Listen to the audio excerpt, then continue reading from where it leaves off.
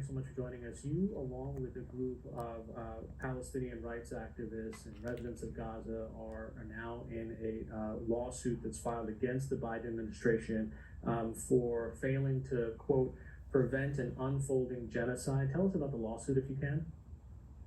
That's right. I'm one of many plaintiffs in this lawsuit against President Biden, Secretary of State Blinken, and Secretary of Defense Austin.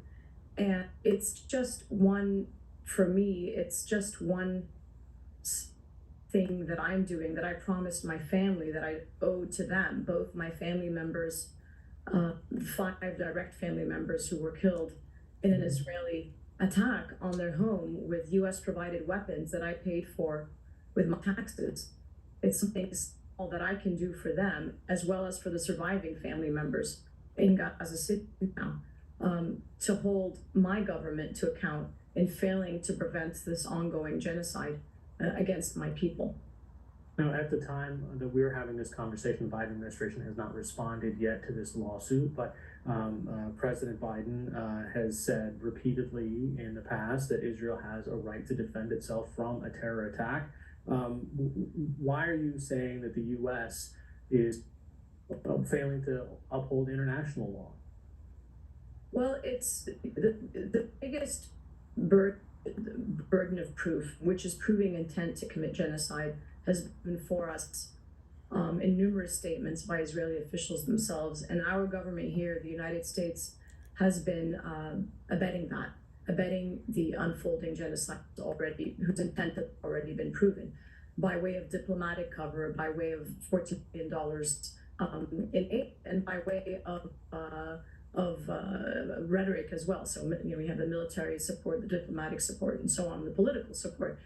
And so that is what makes this circumstance, this specific instance, so unique, so different than other instances where the United States has provided unconditional support for Israel. Did you have an opportunity to sit down with the Biden administration? I heard that you declined an invitation. Is that right? That's right. There was 2 separate. I was asked to participate in a roundtable with members of the Arab American and Palestinian-American community in the State Department. I was also asked to participate in later on at the height of the attacks on Gaza at the White House, which I declined because frankly it got to the point where it was feeling performative and not really bearing any real results. It was just something the administration was doing to be able to allay fears and say, we hear you, we feel you, but they don't. And it's the message has been delivered loud and clear that they've lost our votes in 2024. And these efforts, frankly, are falling flat amongst the Arab and Palestinian and Muslim communities in the United States.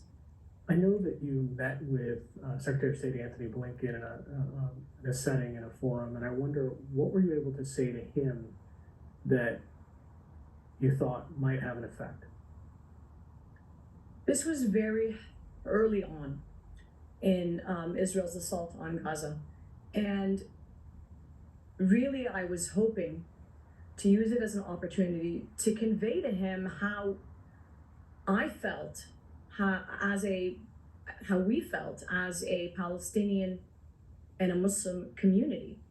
I wanted to convey to him, I promised my cousins and my family in Gaza that I would convey their reality to him.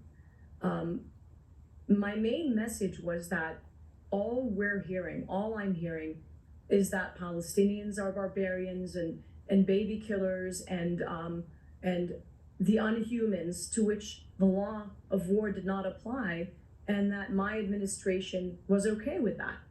That was the message I wanted to convey to him, and I asked him directly, what's the benchmark? How many Palestinians and how many children and women need to die before you are okay with finally calling for a ceasefire? And of course, we discussed the fact that this was not self-defense when 75% of the victims have been women and children. That is not only grossly disproportionate, that's reprehensible. To call it self-defense and insist that there's no red lines for Israel is morally repugnant. So those were really the messages we conveyed. And again, the main ask was the ceasefire. Why do you think it is that calling for a ceasefire or a halt of hostilities, or really however you want to phrase it, because even it seems the phrasing matters, why has that inherently become a political act, or one that admits defeat for one side or the other? I keep saying that ceasefire has somehow become a dirty word, that you see our politicians literally engaging in, verbal acrobatics just to be able to avoid saying it, right? And the message that we keep getting from them, from different legislators that I've personally met with and officials, is that, oh, it's going to be bad optics, right? It's going to make it look like, we're caving in. And, Biden even used that word. He said we. He didn't say, Israel. Does that is he suggesting that the United States, is he admitting that the United States is complicit in this? Who knows? But the fact remains that they consider a call for a ceasefire to be bad optics, as though somehow Hamas would be winning, that they would be caving. But the reality is, a large number of Israelis themselves are now calling for a ceasefire, coming out and protesting, let alone, Americans as well. Because there's no winners in this. There's no winners in war. So I wonder if, look, you're an author, you know the power of words and language, and considering the emphasis you're putting on the way that the Biden administration is talking about Palestinians and about the conflict, do condemnations matter? And does it matter if President Biden condemns the actions of Israel, or if you condemn the actions of Hamas? I think it sends a strong message, but I think what's more important, again, is actions. Actions to me speak louder than words. And the actions of our government so far have been subpar to non-existent.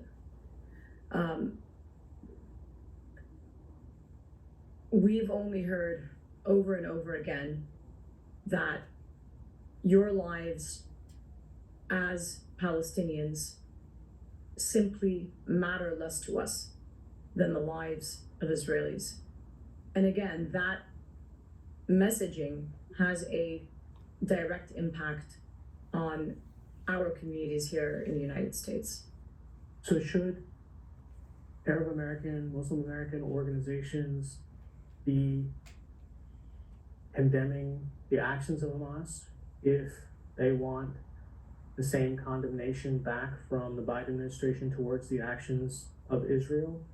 Do those messages matter, I guess what I'm asking? Our communities have always had to assume the burden of, before even being asked about their loved ones and their families, have always had to assume the burden of condemnation. We've seen this happen over and over and over and over again, not only in 9/11, but long before. And I think the question that we need to ask is,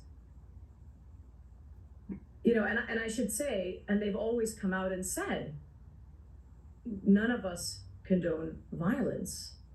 Human life is precious. But that's all anyone ever wants to hear from us. They're not interested in our lives, our people, our rights. They're just interested in hearing us condemn over and over again, just sort of condition us into condemning. And I think those two things should not be conditional.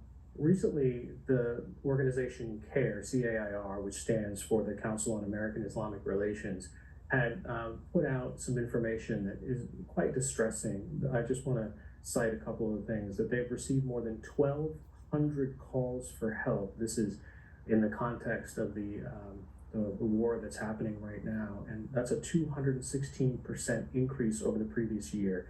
Essentially, people are calling into this organization talking about anti-Arab bias in their lives. And what's your reaction to that? Have you been experiencing this? Unfortunately, it doesn't surprise me. I have personally experienced this.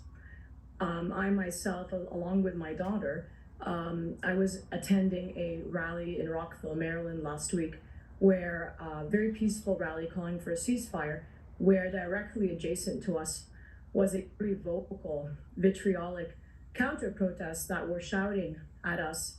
And as you see, I'm very visibly Muslim. Things like animals, barbarians, we're going to take your heads, go back home, murderous Muslims, we'll kill your brothers, you're not welcome here, and on and on. My own daughter experienced this when she was walking in Washington, D.C. a few weeks ago. She also wears hijab, and somebody yelled at her, baby murderer.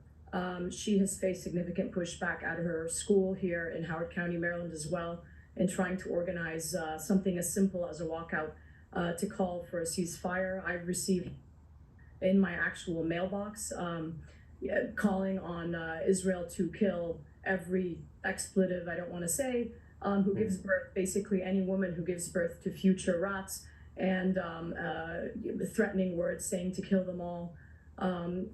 This has become, unfortunately, the new normal, or I should say abnormal, in our lives. We remain vigilant, but the unfortunate reality is, at a time when I should be grieving my family, and I've lost several family members in Gaza, direct family as well as dozens of extended family, I'm having to look over my back. And while it doesn't surprise me, the real problem here again is the way that the administration has gone about this, and it's a direct result, I would say, of the dehumanizing and racist rhetoric that Israel has been using to justify its massacres in Gaza, that then our administration here has essentially been promoting, regurgitating a lot of these lies, and that has a direct effect on not only Muslim Americans and Palestinians, but as well as Arab Americans and a lot of people of color as well, who are none of the above. Why do you think it is that Muslim Americans end up being the targets? I think the fortunate reality is, while hate attacks and hate rhetoric of any kind is reprehensible, and I want to say that loud and clear, it's my feeling that Palestinian, Arab, Muslim lives matter less to this administration and are therefore not highlighted as than non-Palestinian, Arab, Muslim lives. I think that a lot of it has to do with othering.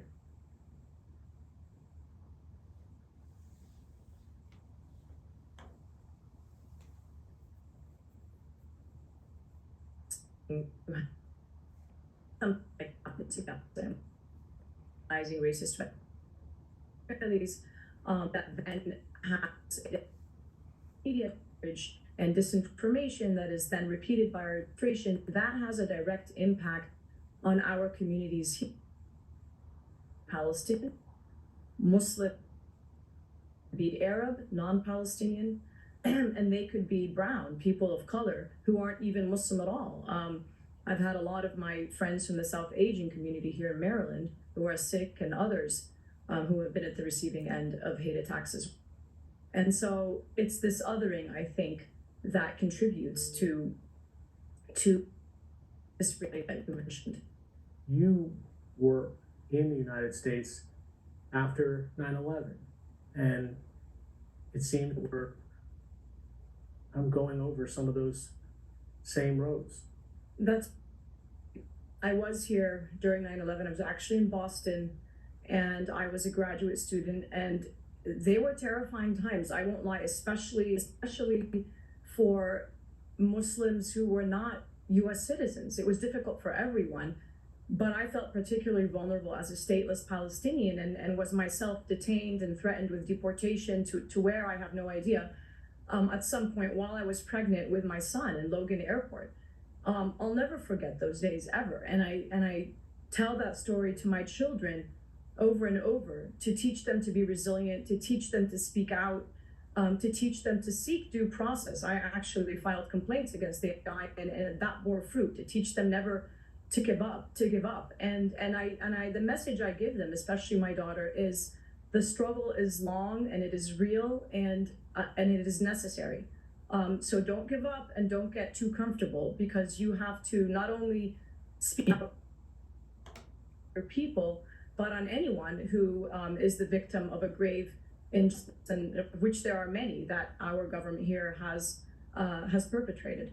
And so the message I give her, without victimizing her in any way or giving her this mentality that she's somehow a victim, but to be vigilant and to be alert and to be vocal and to advocate for herself and for others. You've called this time period your daughter's 9/11. What do you mean by that? I think this really hit home for her for the first time, meaning what was happening to Gaza and to her family in Gaza, and how that was directly related to herself here as a young Palestinian, visibly Muslim American. And so I call it her coming of age moment, in the sense that she was suddenly in the throes of all of this, at the receiving end of hateful vitriol that was being hurled at her, at the receiving end of intimidating tactics, as she was trying to do something as simple as call for an end to hostilities, and she couldn't believe that this was happening. And I didn't want to tell her, well, welcome to the club, but that's why I call it her coming of age moment. She suddenly realized this is real, and there are real threats, and people will say things to her that are mean and hateful, and try to silence her when she simply tries to speak out in support of freedom and equality for her people. So this is the unfortunate reality we live in, but again, it's a moment I hope she will learn from, and a teachable moment. It's unfortunate that it had to come in this way, and I don't wish that upon anyone, obviously. Palestinian author and activist Laila El-Haddad, thanks so much for joining us. It was my pleasure. Thank you.